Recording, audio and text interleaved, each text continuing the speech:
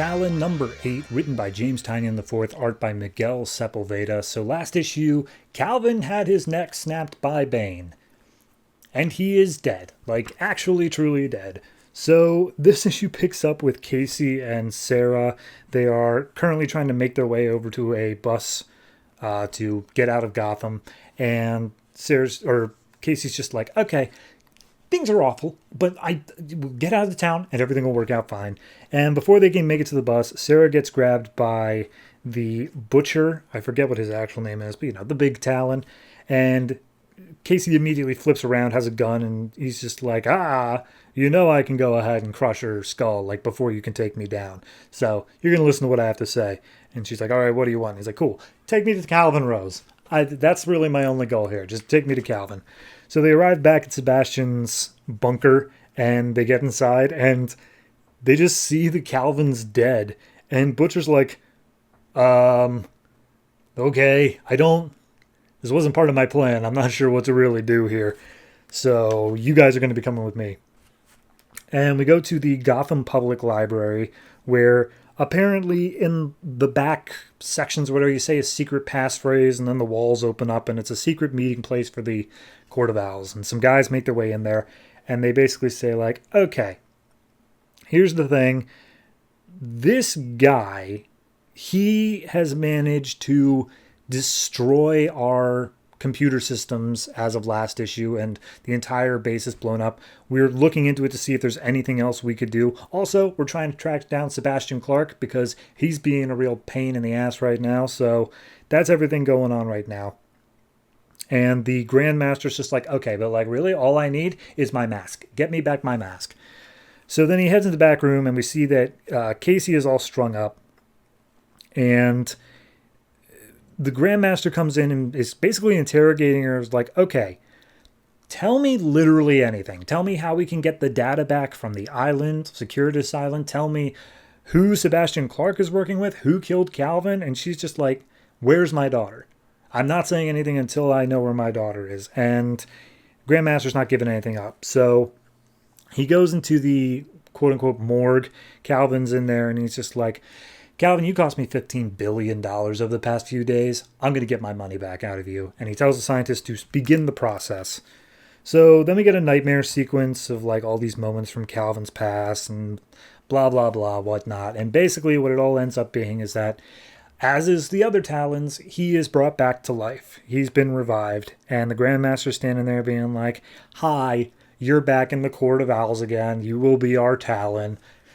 Isn't that fun? And he's just like, I'm not going to help you. Why would you think I'm going to help you? And he pulls up videos of Casey being beaten and Sarah being brainwashed into becoming basically a young Court of Owls member. And he's just like, because we're going to keep doing this if you don't. And Calvin's like, no, okay, fine, I'll join you. Jesus, it's you started at 11, man. So he gets up and off the table, and he's like, all right, fine. He kneels before the Grandmaster, and all the other Court of Owls are watching through the window. They're like, yeah, we did it. We got him. Good job. So at that point, the Grandmaster's like, okay, who was Sebastian Clark working with? Who's the guy who killed you? And Calvin tells him it was Bane. And then immediately Grandmaster's like, ah, crap. Ah, son of a bitch. All right, yeah, he's on Santa Prisca, everybody. Cut to Santa Prisca, where Bane is just walking and talking with Sebastian. He's just like, yeah, here's the thing. I don't know why you chose such weak people to begin with. If you wanted to take back over Gotham, you should have come to me first. That's like my whole thing. So he's got his army of people, and he's just like, we're going to Gotham. We're going to take out both Batman and the court. Gonna be a hoot. Poor choice of words. But then we see back with the Grandmaster. Talon's like, okay, let me guess. You want me to kill Bane? And he's just like, you honestly think we're going to send you hundreds of miles away after you just got brought back to life? No, you stupid child. No, instead, there's been another rogue Talon that's been causing us problems. We want you to use the special serum that will absolutely kill any revived Talons, and we've developed it all super secret or whatnot. Her name is Mary Turner, aka Strix. She's in the book Birds of Prey, as soon you will be as well. So go ahead, suit up, and go get her. And so he suits up and he's like, oh boy, I'm telling myself I'm doing this for the sake of Casey and Sarah, but like I don't like any second of it. And then we cut to a rooftop where Batgirl and Strix are, and it's to be continued in Birds of Prey 21. I mean, I already read Birds of Prey 20. I know that we were eventually going to get there anyway, so it's not that much of a shock, but still interesting.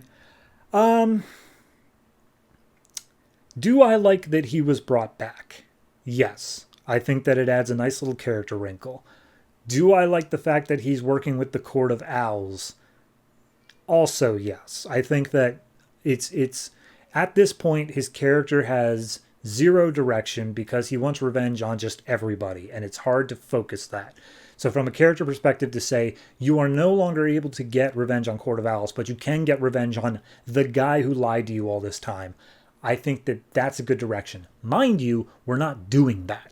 We're doing this Birds of Prey tie-in first, which is a bit weaker. But I do think, walk before you can run, give it some time. Let's test out a Talon versus a Talon.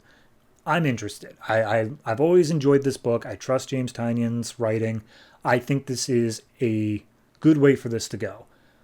But I also know that this book gets canceled sooner rather than later, and I just really hope that they can get it all together. I really want them to see through to a conclusive story rather than something that's cut short. So overall, I'll give this one I'll give it a 7, just a flat 7. It's not fantastic. I think that it's not as bombastic as they want it to be, of him coming back to life, but it's really hard to follow up that last issue as well. So 7 sounds fair.